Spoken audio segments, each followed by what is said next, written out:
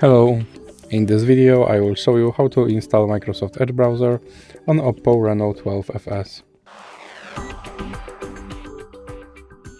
So you have to start by opening your Google Play Store, then click on search and click on search bar.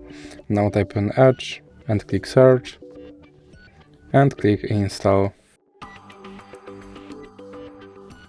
And here you can click skip introduction. Now you can set this browser as a default browser, or you can click not now. Here you can customize your homepage, or you can click not now. Now you can sign in to sync your data, or you can click not now. And here you have to confirm your data and privacy settings. Now you can try out Copilot, or you can just click start browsing.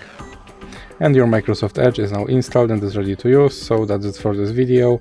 If you liked it, please remember to leave like and subscribe.